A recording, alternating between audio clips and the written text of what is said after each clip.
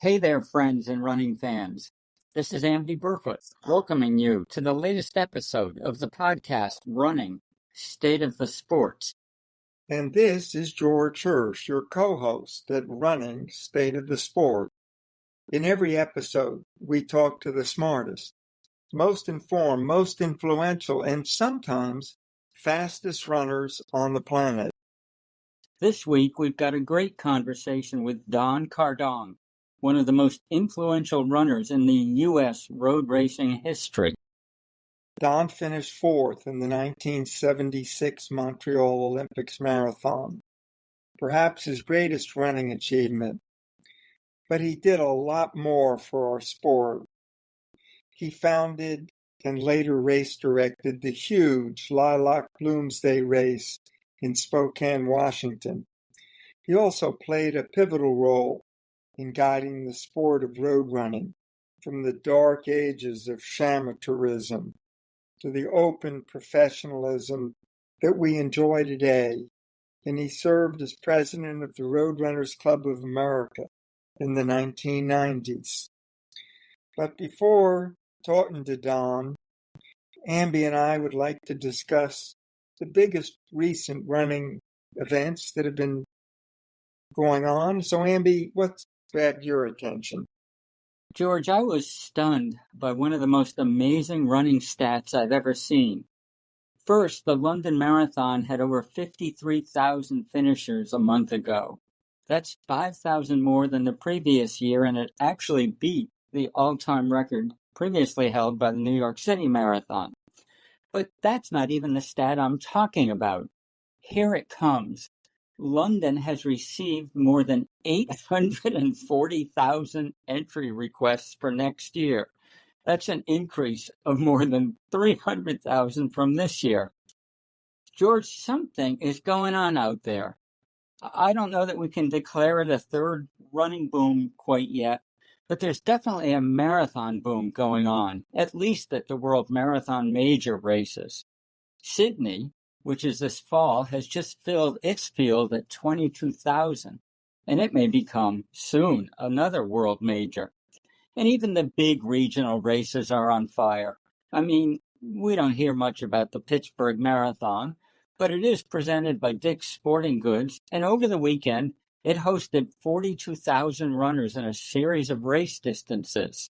That's really significant, and it's really important on a regional level. Where are all these runners coming from? I don't know. But a writer at the Atlantic magazine has noted that there are more younger runners in marathons the last several years. She says this is part of their quarter-life identity crisis. We only had a midlife one, George, but these poor people have got quarter-life crises. And she says that marathons are suddenly on a lot of bucket lists for 25 to 30-year-olds. This writer, Maggie Mertens, has completed a forthcoming book with an amazing title. It's called Better, Faster, Farther: How Running Changed Everything We Know About Women. That's quite a title, and I'm sure it's a book I'll be reading when it comes out. George, what recent news have you been paying attention to? Well, just a comment on that, Andy, first, and that is I do notice a fair amount, I would say, a growth of younger runners, certainly women, in the races that I attend. And I'm out there at the finish line of a fair number of races, certainly in the New York area, and I sense that. And maybe we should just declare it the third running boom, because if this isn't it, then what is? I think it's true. What else is going on? Well, one that's close to my heart, Amby, is May 6th, the 70th anniversary of Roger Bannister breaking the 4-minute mile. And I'm one of those people who is old enough to remember exactly where he was when I learned that Roger Bannister had just broken the 4-minute mile, and it was at my college track practice that day, and it just lifted everybody's spirits and put a little wind under our wings that day. It was pretty huge, I'll tell you, and I'm glad they're celebrating it in Oxford in a big way. Well, I think it has to have been the greatest day event achievement in the history of running, and may remain that for as long as our lives and beyond. It was just earth shattering. And I know that you got to know Roger through the years, and one of the things you often told me is that his personality was not exactly the big bravado track star type. Definitely not a trash talker. That's for sure.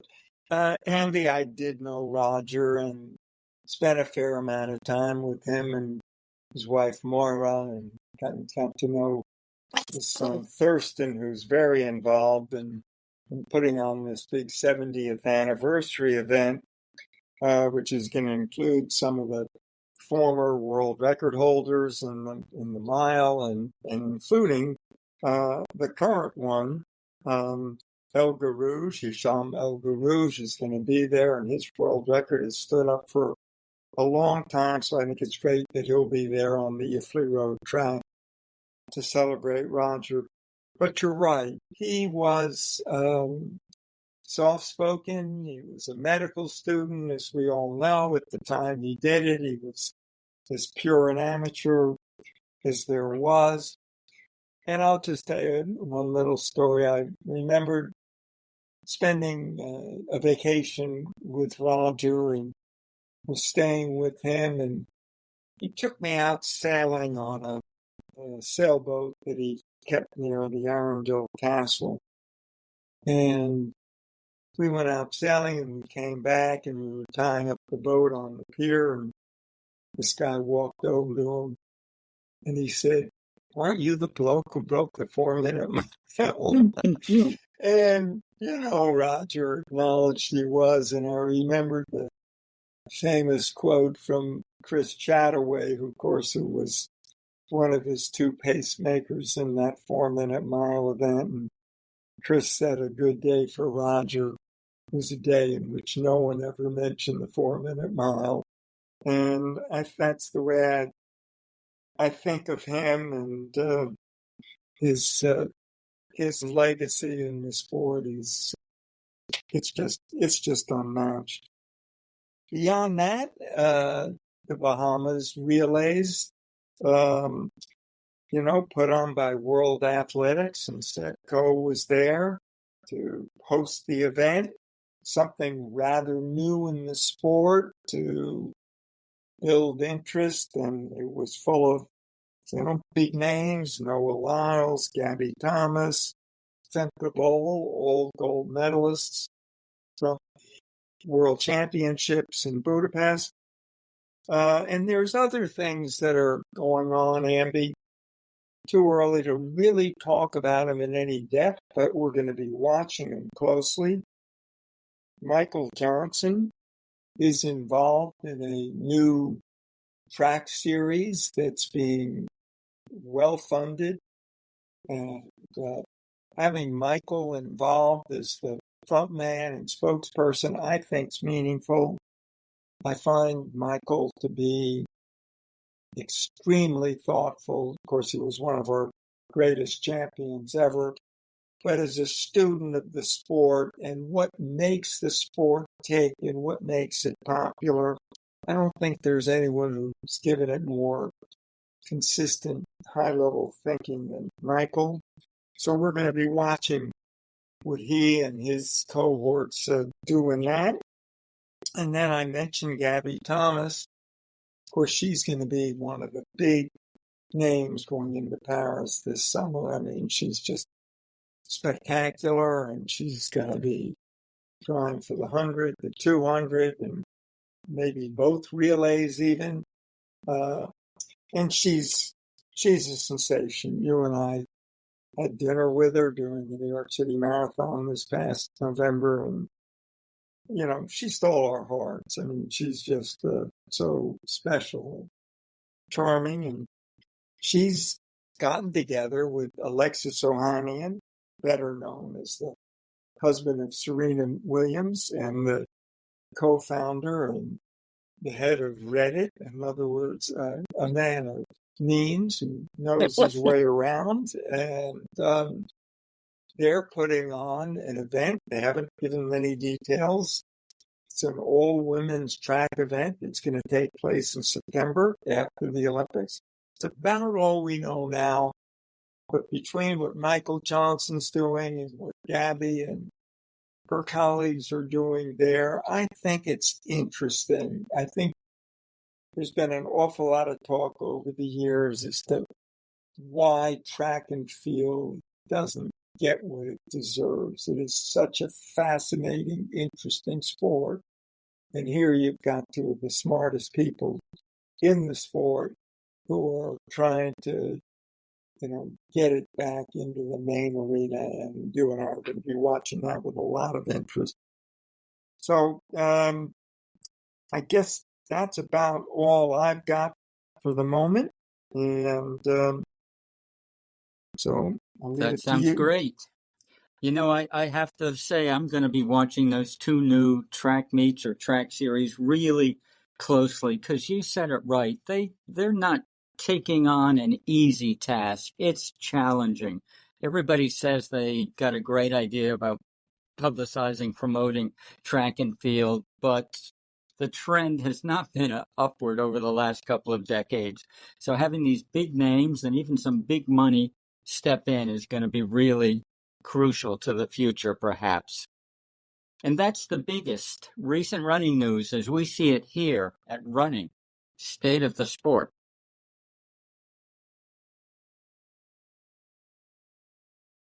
Now let's turn to Don Kardong, this week's guest at the podcast, Running State of the Sport. Don finished fourth in the 1976 Olympic Marathon, which we'll be talking a lot about today.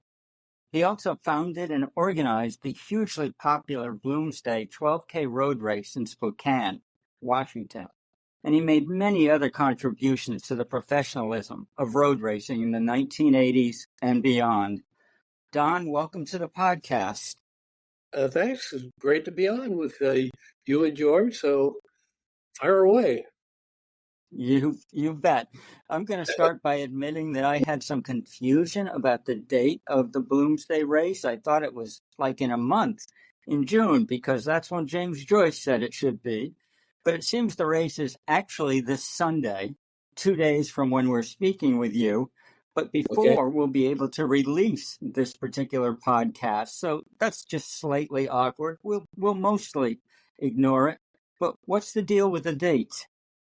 Well, first of all, you really couldn't have a big road race on June 16th because it would change the day of the week every year, and we couldn't drop Good people point. on Tuesday, for example.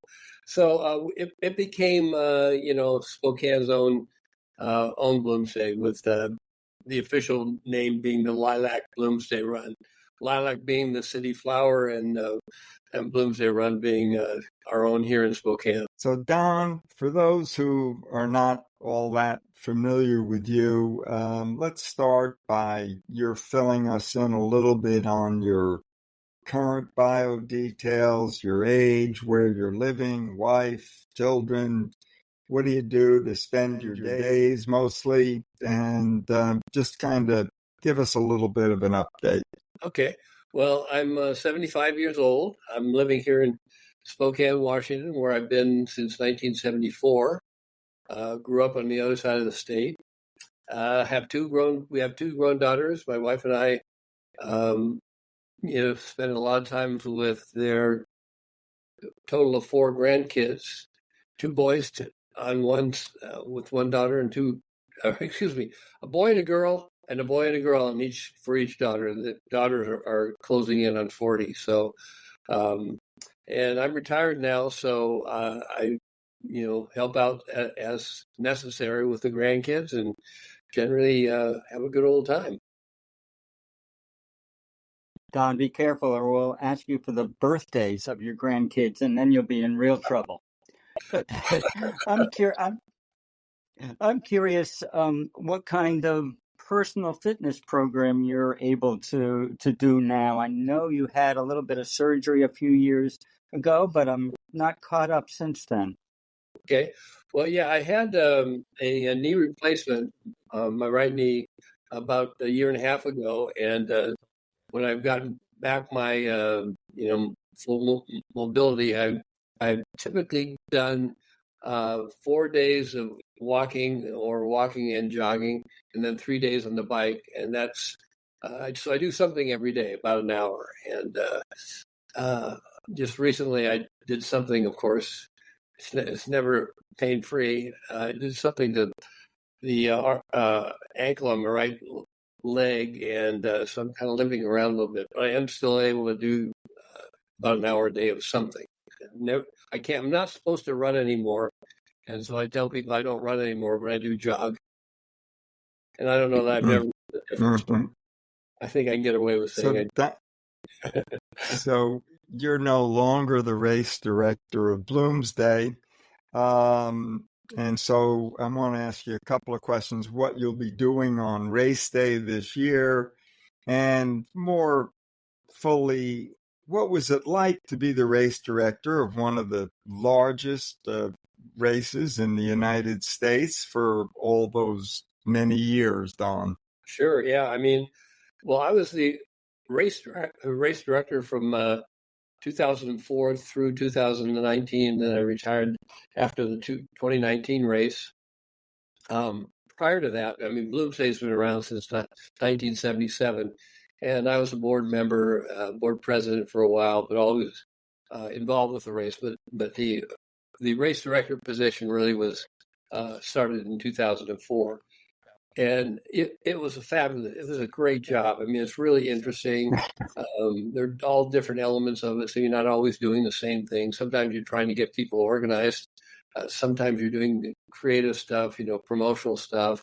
There's the financial aspect. It's just a variety of things. It's not an easy job, but it's a very interesting and ultimately a really rewarding job. So I love doing it. 2019, it was just time to turn it over. And as it turned out, that was a perfect timing because the next year we were dealing with COVID. So it was a lucky time to retire for me. Don, I always knew you were one of the smartest runners out there, and that seems to have been true about your retirement. I'm curious about the genesis of the Lilac Bloomsday 12K. I mean, prior to this race, no American runner beside you had ever heard of Bloomsday. How did you come up with this idea, and what does it mean? Well, look, I was a psych major at Stanford, but spent a lot of time reading. Probably had more hours of English and English literature than I did of psych. And then I later on went back to UW and got a second bachelor's degree in English. And throughout that time, I read the book Ulysses. I guess I read it through a couple of times. One of my teammates, Brooke Thomas, was a Joyce scholar, and sometimes when we'd be out on a run, we'd just sort of jokingly talk about how a road course, a training run, or a road race, I suppose, was like the journey of Ulysses, and like the journey of Leopold Bloom in the book Ulysses. And so we would have fun kind of looking for monsters and various things as we ran.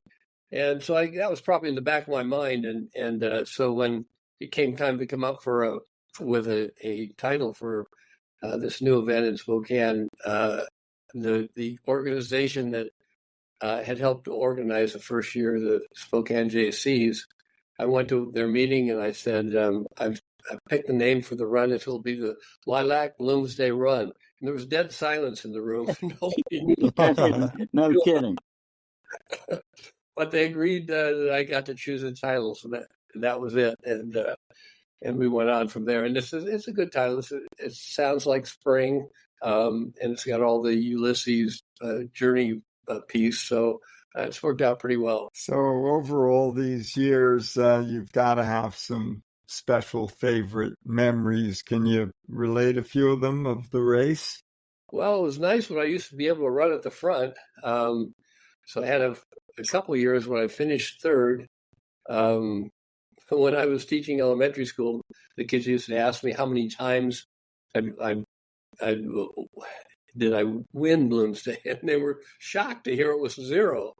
But so those times in the front were pretty much fun, which lasted probably for 7 or 8 years. But I did have a really unusual run in 1984, and it was when baby joggers had just been invented by a couple over in Yakima, Washington.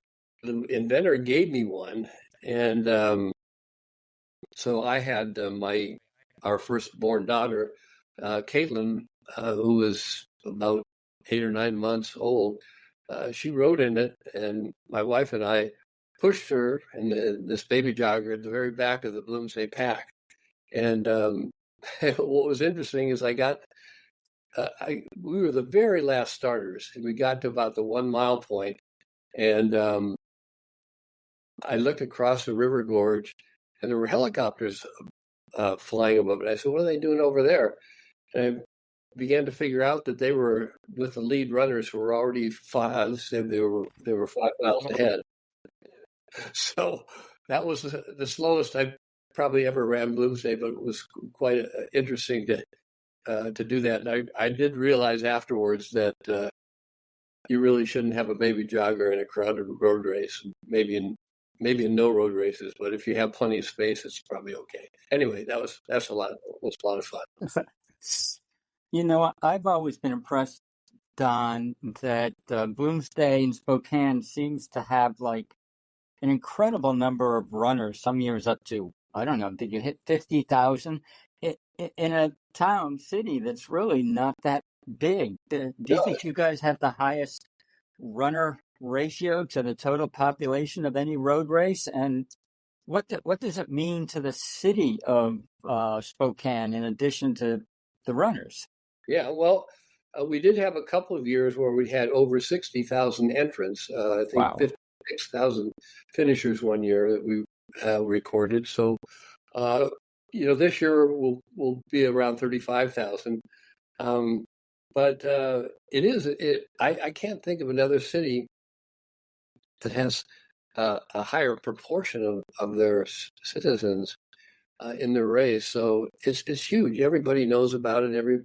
Everybody either is in it or has been in it, and it really takes over the town.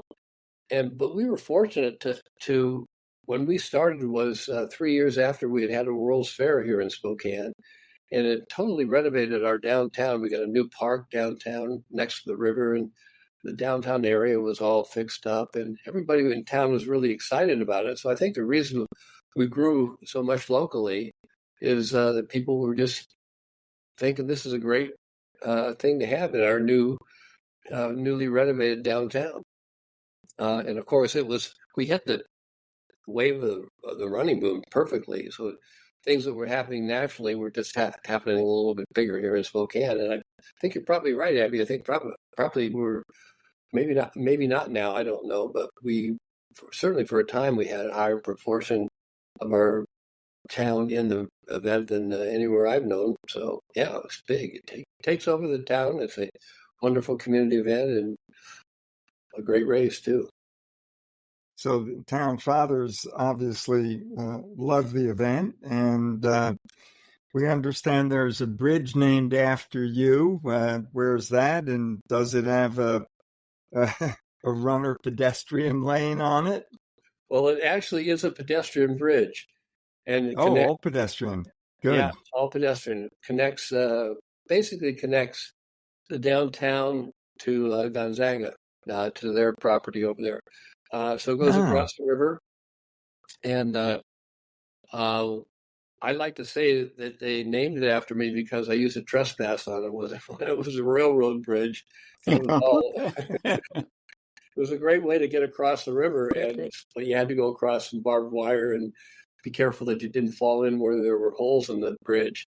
And I happened, when we had the dedication, I happened to mention, I think this is named after me because I used to trespass here. And the guys from the railroad were not amused. So, fortunately, it all has worked out great. But it's a beautiful bridge and really connects, like I said, the Gonzaga territory to downtown Spokane.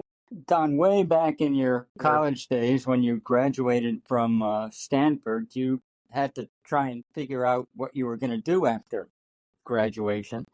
And, did you have any sense that one could become a professional runner back then? What was the general outlook for a college graduate in the earlier mid 70s? Well, there was really no professional running post-collegiate at that time. What I did think is if I'd gotten close enough to the top of the heap of American runners that I might be able to make an Olympic team. So I just had to figure out how to kind of, pay the bills while I was training seriously to try to make the Olympic team. And the first one I tried was 1972. I stayed down in the Bay Area and just focused on training and didn't really do anything else. Occasional odd job here and there. But I upped my mileage. At times I was above 140 miles a week. And I have always responded well to high mileage. And that was a key. Although that was a little too much. Later on dropped it down to more in the 115 to 120 range. But it was that 1 year I had enough money to get me through the year, and I do know how to live cheaply. So but I didn't That's make too bad. I did make not make the 1972 Olympic team. I got mono sort of in the spring, and I wasn't over it in time to really get trained. I ran the 72 trials, both the marathon and the 10,000. Got sixth in both, but was way back really from making the team. But I had gotten close enough in the February, March of 1972 that I realized that I had a real shot of making the Olympic team. So I just had to keep at it for another 4 years and see if I could, make the team, and I did. Well, okay. So I'm thinking, Don, that sounds fine. I'm going to hang on for another 4 years and give it a shot in 1976. But you haven't told us yet how you're paying the rent and feeding yourself after that first year, when it sounds like you might have had some savings. I mean, it must have been incredibly difficult to find a job and run 120 to 140 miles a week. Well, that was just that 1 year, 71, 72, I guess. But after that, I said, I've got to get going on some career, and decided that I wanted to go into teaching, but I needed to get a teaching certificate. So I went back up to Seattle and got enrolled at the University of Washington. And it took a year to get my a degree in English, and then another year to get my teaching certificate. And then I did have, at beginning in 1974, I had a job as a teacher.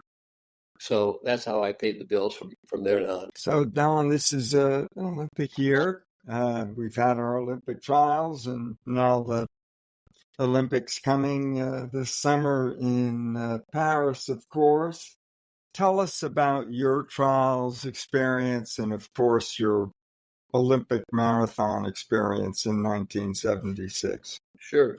So the Olympic trials in 1976 were in Eugene, and that was my fourth marathon. And I was really known as more of a 3 miler, 5,000 meter, or maybe 10,000 meter runner. So going into the marathon there was kind of a, I was taking a chance. But I just felt like the marathon was more open, and I'd have a better chance of making the team in the marathon. So as it turned out, I was running the marathon, and in the trials, well, of course, Frank and Bill were in there. But I just always thought that when I learned about marathons, it was always, there's a lead pack, and it basically gets whittled away. And if you're smart and you come from behind, you can catch almost everybody, maybe everybody. So that's the way I ran that. And I was with Tony Sandoval, who we were rooming together. Actually, we hadn't been at Stanford together, but we knew each other from Stanford, and we were rooming together. And he was kind of following my plan there, although at one point he looked up the road and it was a long way up to getting into the top three. And he said, you sure we're supposed to be this far back? And I very confidently said, oh yeah, I'm sure. And we started to move up, and for a while he inched ahead of me, and then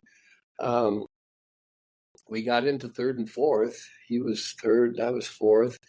And kind of coming in the last few miles, I was able to pass him. And it was kind of a tough deal because we were palling around together. But I was able then to move up, and I didn't quite catch Frank and Bill, but I got the third spot. And hey, I'm in business. So I was excited, of course, because it was my dream to make the Olympic team. And there I was.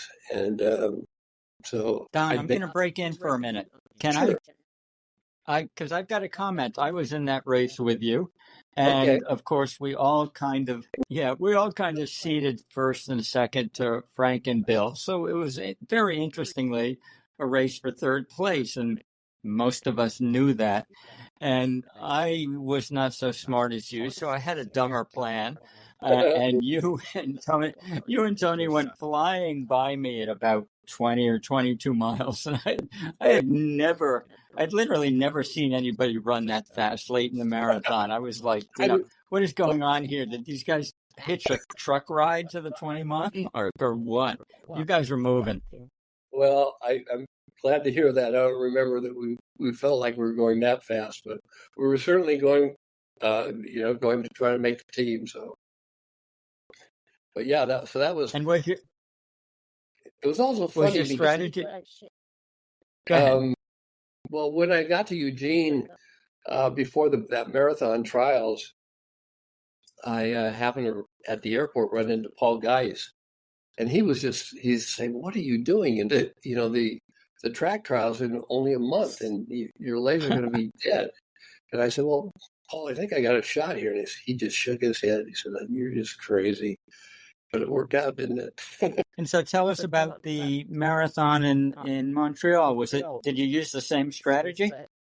I used the same strategy, only a little bit faster. But I had the notion that the first 10 miles of that marathon, I was going to be on autopilot. I was in good shape, and I just needed to relax and then try the same strategy after 10 miles. So, and at 10 miles, as I was cruising along and feeling pretty nice and easy, I threw my water bottle at some guys sitting on the front steps of their porch there, and some of the, I guess around the 10-mile point, there weren't a lot of crowds. I wanted to throw my water bottle to somebody. And I almost put it through their front window, but as it turned out, it just hit the eave of their house and bounced down. And I said, okay, now it might be time to focus on my competition. So I started to move up, and at first it was pretty easy. I might have been as far back as 20th or more. I don't know exactly what place I was in then. But it was pretty easy catching people for a while, and I was passing sometimes a couple guys at a time, and I didn't know what place I was in until somewhere around 16 or 17 miles, and a spectator said, "You're 30 seconds out of the bronze medal." And I looked up ahead, and I figured how far 30 seconds was, and I figured I could see three guys running up there. I said, well, those are the guys I have to catch to get a medal. And of course, it's getting harder and harder, but I was able to finally reel them in when they all went to take fluids at one of the water stations. And I stopped doing that because I was getting a side stitch. So I passed all of them, and all of a sudden going, I'm going to get a medal here. And so that was maybe around 22 miles. And I just said, relax, you're going to be fine. Just look for the stadium and you'll be fine, and keep your legs relaxed. My legs were starting to cramp up, but I was doing fine. And then about 25 miles, maybe a little bit before, I heard footsteps, and that was Karel Lism out of Belgium. And I didn't know him at all, but he was a silver medalist from '72. But we had a mano there, kind of coming down Sherbrooke Street, and at the end of Sherbrooke, across from the stadium, there was like a little, almost like a clover leaf that went back around and down under the street and downhill into the stadium. And he surged on the downhill, and I tried to stay with him when my legs just started to cramp up. And I said, well, maybe I'll catch him when I get back to the track, because we had to go a lap and a half on the track. And I don't know if I made up any distance on the track. I don't think I lost any more, but, I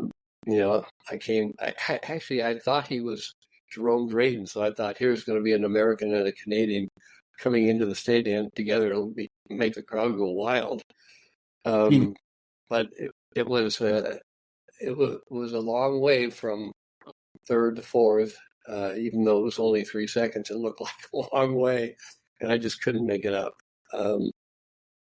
But it is funny, because people would say, after you run for over 2 hours and you're that close to your goal, and can't you find a little bit more strength and determination and move up? I said, well, yeah, that's what the guy that got third did.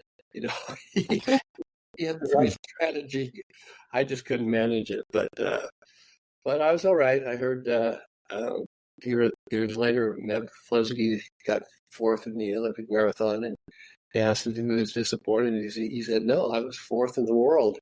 And that's the way I felt too. Once the pain kind of went away, I said, well, fourth in the world, that's pretty good, even though I don't get a medal. So, Don, 3 seconds cost you the medal, but in many ways, we know it wasn't just the 3 seconds.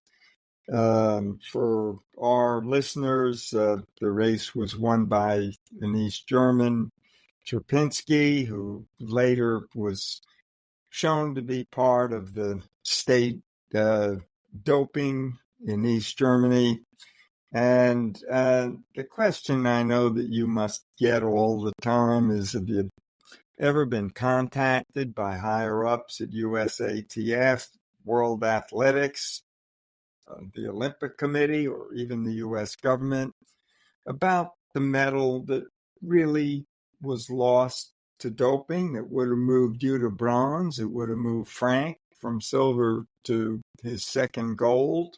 And what are your thoughts about all of that?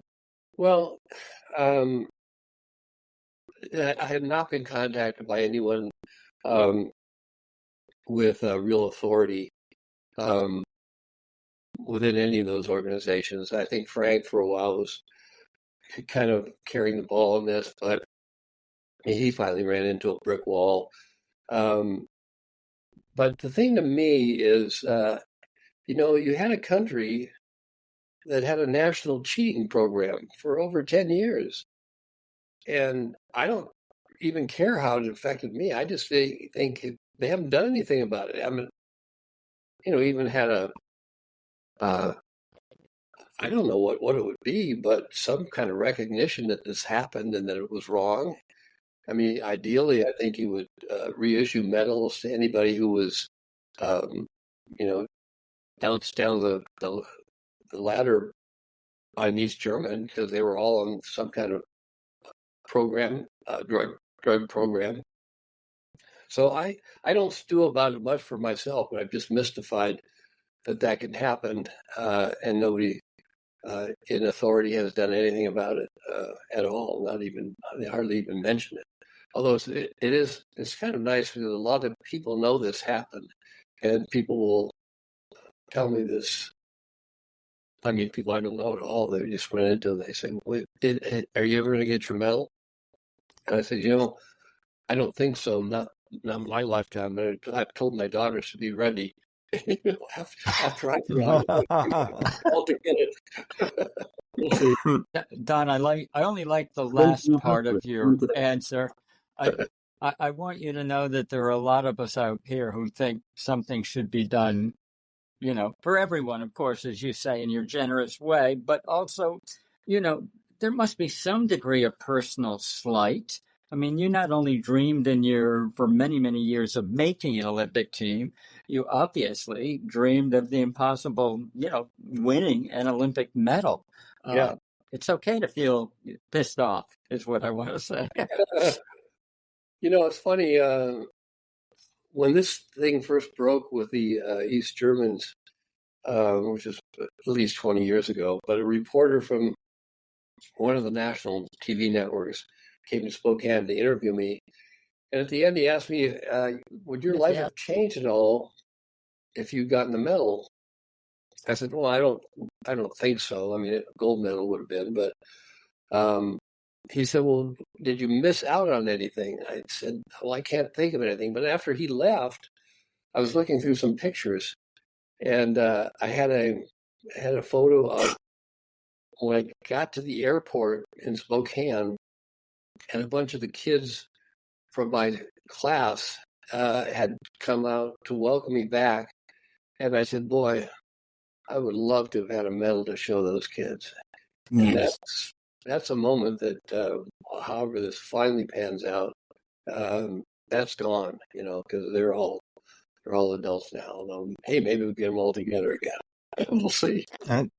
I think Amby and I may be more pained by it than you are, Don. But why don't we leave 76 and let's hope somehow the gods of the sport will intervene at some point in the future, and move on to your role in the birth of professional road racing, which is now, of course, commonplace.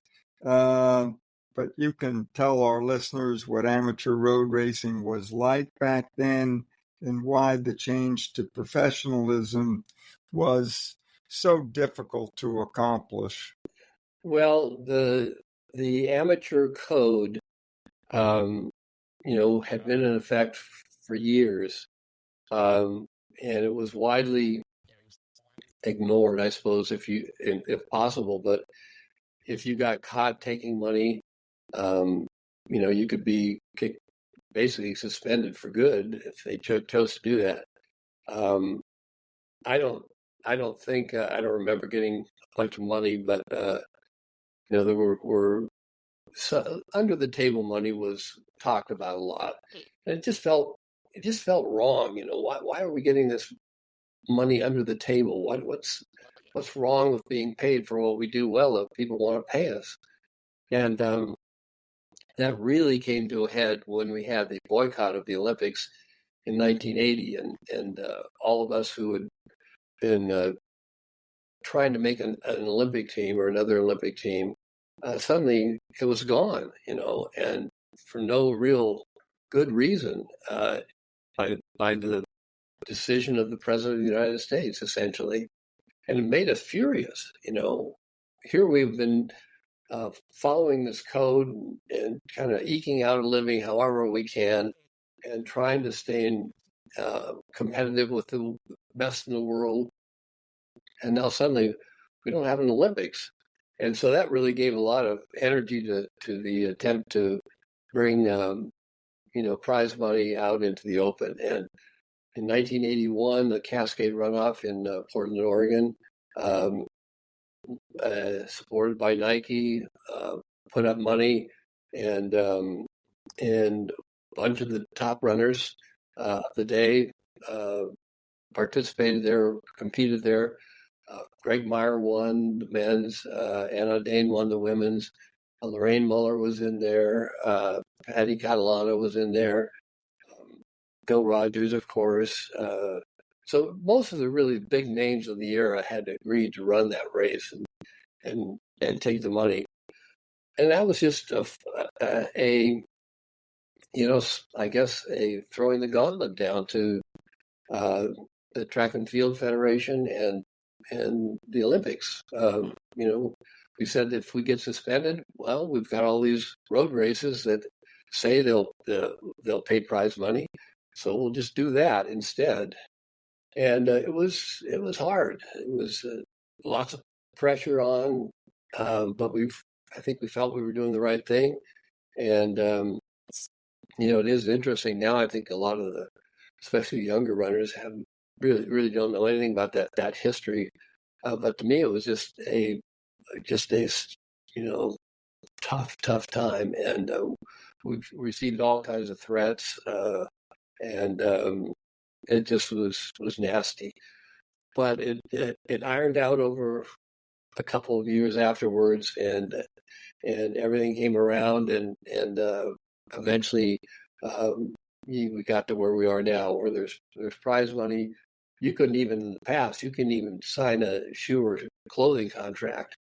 So all of that, fortunately, now is in place and normal. So I'm proud. And you were a big part of all of that, Don. Yeah, I mean, you were a big part of it and really helped move. Yeah, I mean, I was right in the middle of it, and we needed a lot of runners to be part of our organization, and they were. But everybody was threatened in one way or another, and fortunately, enough people came together to make it happen. Don, we had a lot of questions for you, and we're going through them slowly, and the answers are all interesting, but we'd like not to take too much more of your time. However, we've got to talk about your long writing career. You wrote for just about every running magazine that was out there, and you were a favorite writer of all the readers of those magazines because you wrote these fascinating first-person, I was there stories that had a lot of humor to them and a lot of interesting takes. Do you remember one or two of those stories that were your own personal favorites? I guess the one that I think would be my favorite is running the Grand Canyon, rim to rim and back, and I think that was 11 hours. It was a really odd experience to drop down into the canyon and combine that with the difficulty of running what I think was walking. I think it was 40 some miles. It took all day. And I think I remember sending my long story to you, Amby, and I knew it was too long. Unless you were able, you were willing to let the whole story go in, and it's been, a lot of people have asked me about that, and I've actually forwarded that story to some people who are going to be doing the canyon, and so that was probably my favorite story of all of them. The other one, I ran around Mount St. Helens after the eruption, and that was fascinating too. I mean, I just what had happened to the geology of that area, and that was a great opportunity as well, and a tough run walk, but I thought it was a pretty good story. Don, I can assure you I was not as kindly to every writer at Runner's World, but I knew the readers wanted to get every word of your experiences, so there was room there for you. I'm also going to ask, people still quote famous lines from a few of your stories, and you have some of the ones I'm referring to. Do you have a favorite, or which is the one that's repeated back to you the most? The one that's repeated back to me most is, without ice cream, there would be chaos and darkness. And not only That's what I thought. Well, the funny thing about it is, when I said it, I was actually, when I said it the first time, I was being interviewed by a reporter back when I was still competing a lot. And he came to town, and we went to a dinner, and he was surprised that I was having ice cream. So that quote just kind of popped out of me then. And then later on, it was put into a book of running quotes, and that's when it really took off. And now I get emails from basically all over the world saying, I want to use your quote. And it's, I know they don't always ask, which is fine. They don't have to ask, but like somebody in Southern England had an ice cream shop and wanted to put that on the wall, and we got one from Asia someplace, and then friends or acquaintances of mine that are in another town and come to get ice cream. They see my quote on the wall, so that was that was probably the one that certainly I hear back from a lot. And actually, it was on a greeting card that somebody gave me, and my daughters purchased a little plaque they put in their kitchen, that somebody put that on their plaque and sold it. So that's got a lot of legs, I will say. Well, the other one I liked, I said, runners will tell you that they run 100 miles a week because it's a nice round number, and I think 88 is a lot rounder. That's a classic. My point is that, beyond the joke, is that just because something's a round number doesn't mean it makes sense. You may want to go less or more of that, but anyway, 88 is a lot rounder. Very good. Before we let you go, Don, just a couple of thoughts about running with, you were in the thick of it with some of the best runners in the world back in your day, running with Pre and running with Frank. And, what are your thoughts now looking way back at that? And what do you think you've learned from running, maybe just that sort of informed your life and the rest of your life long after your elite running days? Well, I think I think I figured out one time that running against Prefontaine, I was 0-9. I never did beat him. A couple of times, but I know I beat Frank at least once. I can more than once, actually, now that I think about it. But going after, trying to match, abilities with those guys, really upped my game. I had to really get serious about training, and I don't know if I would have been able to go to the '76 Olympics without my career against Prefontaine. So that was huge. And I guess what have I learned through running? To me, I think I've actually, whether I might would have been like this anyway, I just sort of think there are some things that you just have to keep after it for a long time. And when I was trying to make the 72 team and didn't, and had to then look 4 more years down the road, I think that has just given me the sense that there are some things that you just have to keep after it for a long time if you're serious, if you really want it. And those worked out eventually, and I do think I kind of apply those in other places in my life. Don, this podcast, of course, is called Running the State of the Sport. So we want to ask you, from your perspective of lots of years in the sport, what is the state of the sport today? What looks like it's doing really well, and what do you maybe think isn't going so well? Well, I think the level of competition is fabulous in road races, track and field. But I have to say that it just every time I'm impressed with somebody's performance, there's this little voice in the back of my head that says, "Are you sure that they're not on drugs?" I just hate that. Almost. It's not fair to the athletes who are clean, and it does really kind of take the icing off the cake now that I'm a fan or a viewer.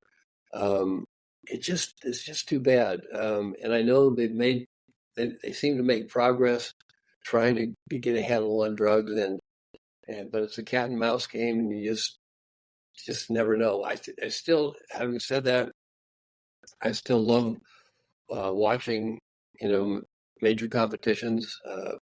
I didn't go to Eugene for the World Championships, but I watched it on TV. We had great coverage, and I just loved it. But I said, there's just that little voice that just won't shut up in the back of my head.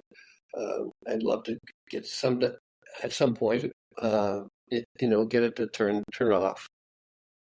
But I think that there's a lot of great competition. Looking forward to the Paris Olympics, certainly. But to my mind, I'd rather watch the World Championships than the Olympics, because there are all these other weird sports in the Olympics that just, I go, why is that? Why has that been added? Is that really an Olympic sport? So I won't mention any sports because I don't want to get a lot of hate mail, but it makes it hard for me to watch Olympic coverage when they keep going back and forth to these other sports that I don't care at all about. And somebody must, or we wouldn't have them on there. So I much prefer the World Championships. It's just track and field. So, Don, we wrap up our podcast each time by giving our guests the 3 fairy godmother wishes, and you can spread them around for the state of the world, running, your own family, your own friends, your own situation, or just whatever. What 3 wishes might you have? Well, I sure wish that I could run back in the state park here in Spokane again. Every Sunday for most of my time here, I would go down there with a couple of friends, and at one time we would run 20 miles on these trails. Watch in the spring. I learned all the wildflowers and names, and had all kinds of fun experiences on that. I just can't do it anymore. I actually stopped doing that the last time that I fell, and that was my problem. I fell too often, and the last time I broke my wrist, and I said, one of these times I'm going to hit my head on a rock. And so, and my family had been urging me not to run on the trails anymore, so I finally stopped. Boy, would I'd love to be able to do that again. So that's one, I think. Second, I think, watching the news, I go, can we get a Palestinian state that recognizes Israel's right to exist and vice versa? Are we ever going to get to that? I just don't know how that's ever going to happen. I think they actually got pretty close back when Clinton was president. Anyway, that bothers me. Just that, and it spreads everywhere. And I guess the third thing, I'd love to live long enough to see how my 4 grandkids turn out. There's a couple of them that could be very good runners. I know they could. Whether they're interested or not, I'd love to be around to find out. And with the ones that are not going to be runners, they're pretty interesting. They've got interesting habits now and interests now, and I'd sure like to be around to see how it all turns out. Well, Don, my son's named Dan. That's my excuse. Don, we certainly hope all of your wishes come true. And that is a wrap for our conversation today with legendary runner and organizer Don Kardong. Don, thank you so much for spending this time with us. We've really enjoyed it. It's been a lot of fun to think back on all those times. So thanks for inviting me. Amby, that was a really wide-ranging interview with Don Kardong, which is appropriate given all he's done in his running career. What impressed you the most? Well, of course, I enjoyed reliving the 1976 Olympic marathon trials with Don because I was also in that race.